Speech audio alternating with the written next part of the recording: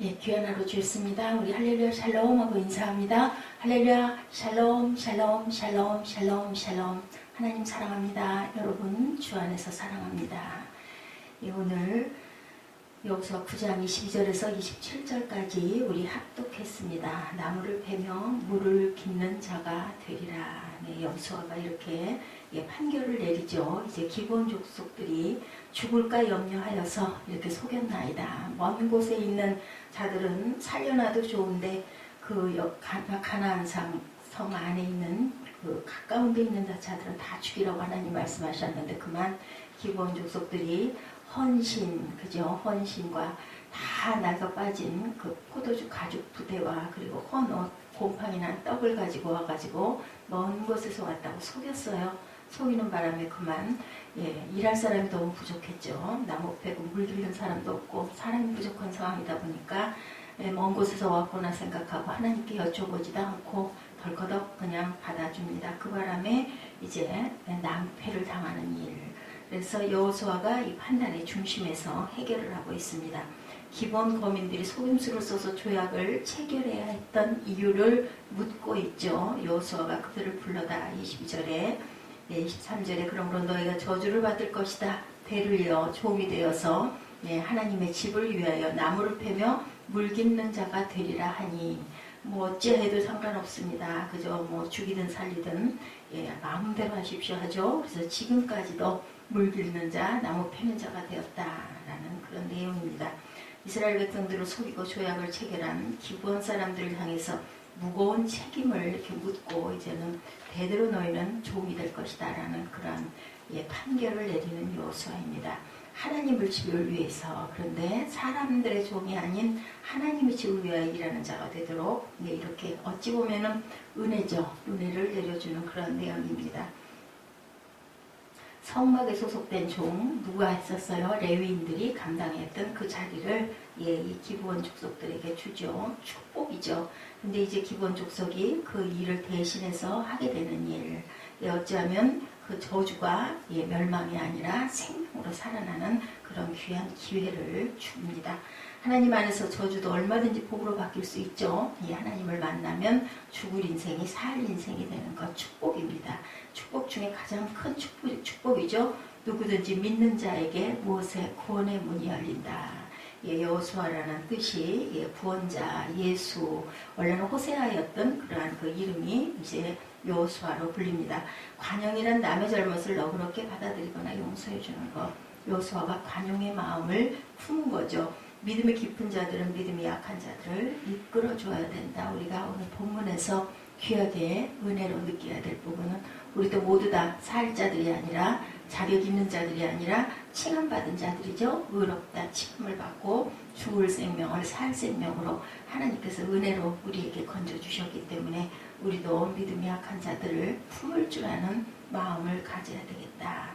여호수아는 이스라엘 백성들에게 분명한 지침을 기브온 족속은 이제 공격 대상이 아니다. 누구도 그를 해칠 수가 없다. 일단은 보호합니다. 그리고 만일 이스라엘 백성들이 기브온 족속들을 죽이면 죄가 된다고 선포를 하죠. 왜냐하면 하나님의 이름을 걸고 그들을 받아들였기 때문이죠. 사무엘하 21장에 보면 사울이 기브온 족속을 죽인 죄로 하나님께 진노하셔서 다윗이 왕으로 있을 때 3년 동안 기근을 내린 일이 있었습니다. 이 문제를 해결하기 위해서 다윗은 기브온 사람들을 하여금 사울의 후손 7을 죽이도록 허용한 사건이 있었죠. 그제 하나님이 다시 이스라엘에게 피를 허락하는 그런 내용이 나와 있습니다. 이것은 하나님의 이름으로 맺은 계약관계는 영원히 효과가 있어야 되고 이를 어기는 자는 하나님께서 기뻐하지 않으시고 벌을 내린다라는 그런 예표이기도 하죠. 우리는 하나님의 이름이 욕되지 않도록 최선을 다해야겠습니다. 어떤 일이 있어도 우리 믿는 사람이나 교회를 인해서 하나님의 이름이 조롱을 받지 않아야 된다. 그러기 위해서 우리들이 항상 세상에 빛이 되고 본이 되어야 할 것인데 교회가 많은 실망을 끼치는 일들이 사회의 여러 곳에서 나타나기도 합니다. 세상의 눈은 교회는 좀 달라야 된다. 예수를 믿는다면서 너희들이 어찌 그러니? 하는 그런 판단을 많이 합니다. 그런 것처럼 우리가 항상 영적 승리에서 영적 싸움에서 승리하는 그런 사람들이 되어서 안 믿는 사람들에게 본이 되고 그들을 하나님의 나라로, 하나님의 그 구원의 나라로 인도할 줄 아는 그런 저와 여러분이 되셔야 되겠습니다. 그러기 위해서 우리가 해야 할 것, 본문에서 말씀하시는 영적 싸움에서 승리하는 비결 무엇일까?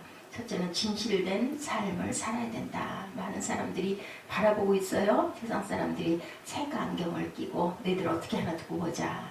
너희들이 하늘나라 백성이라고 하니 어찌하나 우리하고 뭐가 다른가 보자 하고 항상 보고 있습니다. 그렇기 때문에 우리는 항상 진실한 마음과 진실한 행동을 할 줄 알아야 되겠다. 기브온 거민들은 이스라엘을 속여 조약을 맺은 결과로 생명을 구하는 데는 성공하였지만 거짓에 대한 대가로 저주 아닌 저주를 받죠. 이제 너희들은 대대로 종이 되어야 될 것이다 하는 그러한 아주 엄한 명령을 내립니다. 후손 대대로 종이 되어 하나님의 집을 위해 물을 깃고 나무를 패는 자가 너희는 되어야 될 것이다. 거죠. 거짓말이 비록 생존을 위한 어쩔 수 없는 일이었다 할지라도 거기에 대한 벌은 분명히 있다는 거죠. 건강한 사회는 모든 사회 구성원들이 진실한 삶을 살 때만 건강한 사회가 된다. 어느 곳에서나 어느 단체에서나 직장에서도 학교에서도 가정에서도 진실된 삶을 살아야 되겠습니다. 신앙은 거짓 없는 말과 진실한 행동으로부터 시작되어진다는 것을 우리가 이 말씀 본문에서도 기브온 족속에게 내리는 그런 벌, 그것에서도 우리가 깨닫습니다. 시편 15편에 다윗은 하나님의 장막에 거할 수 있는 자의 요건 중 하나로 그의 마음의 진실을 말하는 것을 시편 15장 2절에 증거하고 있습니다. 거짓은 계속해서 거짓을 낳게 되죠. 그 거짓말을 다시 포장하기 위해서 또 거짓말을 하게 됩니다. 또 그 거짓말을 싸매기 위해서 또 거짓말을 하게 되죠. 결국은 자신이 파멸당하는 일, 공동체에서 어려움을, 혼란을 겪도록 공동체를 무너뜨리고 흐리는 일을 하죠. 참된 그리스도인은 올바른 언어 사용에 기초한 진실한 삶을 살아야 할 줄 믿습니다. 교회가 세상으로부터 비난을 받아서는 안 되겠죠. 항상 본이 되고 항상 섬기고 항상 돕고 약한 자를 이끌고 보호하는 일을 해야 되겠다. 우리가 세상 사람들과 똑같이 살면 니나 내나 다를 게 뭐 있니 하고 비난의 손가락질을 받게 된다는 거죠. 본인들은 그렇게 못해도 너희는 크리스찬이잖아. 그렇다면 뭐 좀 달라야 될 거 아니야? 이렇다는 거죠. 기독교에 대한 이미지를 흐리고 그리스도의 복음을 전하는 데 방해가 되죠. 복음 전할 수가 없죠. 세상 사람들과 똑같이 굴면은 뭐하러 교회를 오겠어요. 그렇기 때문에 항상 우리는 행동거지 그리고 언어 사용 어떠한 행동이든 진실된 행동을 해야 되겠다. 예수 그리스도께서 우리의 죄를 지고 십자가에 못 박혀 죽으심은 우리를 구원하기 위해서 구원자시죠. 구원자 예수이십니다. 구원을 받는 것만으로 우리는 만족해서 안 되고 우리를 구원하시고 성장시키는 이유는 우리를 선한 일을 하게 하려고 증인된 삶을 살게 하려고 예수님이 오셔서 모본을 보여주고 가셨다는 것을 절대 잊어버리면 안 되겠습니다. 성도는 구별된 사람들이라는 뜻을 가지고 있죠. 우리가 세상으로부터 영향을 받아서 세상 사람들처럼 되는 게 아니라 모두 진리의 바로서 세상에 거룩한 영향을 끼치고 빛으로 소금으로 우리가 살아가야 하겠다. 두 번째, 영적 전쟁 중임을 항상 기억해야 한다. 모든 가나안 족속이 이스라엘의 소문을 듣고 이스라엘에 대항하기 위해서 힘을 모읍니다. 자기들이 배반한 기브온을 공격하기 위하여 가나안 족속이 기브온을 칠 계획을 세우죠. 생명의 위협을 느낀 기브온 사람들은 이스라엘에게 조약을 맺겠다고 하죠. 기브온 거민들과 조약을 체결할 때 이스라엘의 지도자들은 어떻게 할지를 야훼께 묻지 아니하였다라고 우리가 앞절에서 어제 우리 함께 말씀을 나눴습니다. 결정적인 실수죠. 하나님께 또 여쭤보지를 않았어요. 그게 아직 몸에 배지를 하는 거죠. 전에도 그런 잘못을 하고도 또다시 그런 잘못을 저지른 것을 우리가 봅니다. 우리가 그렇기 때문에 항상 좋은 습관을 가져야 되고 우리가 항상 우리가 훈련을 할 줄도 알아야 된다. 진멸해야 할 기브온 족속을 치지 못하고 그대로 둬야 하는 것을 인하여 이스라엘 내부에 원망과 불평이 생겼었죠. 누가 그랬는지 책임을 추궁합니다. 가나안 정복 자체가 영적 전쟁이었다는 것을 우리가 압니다.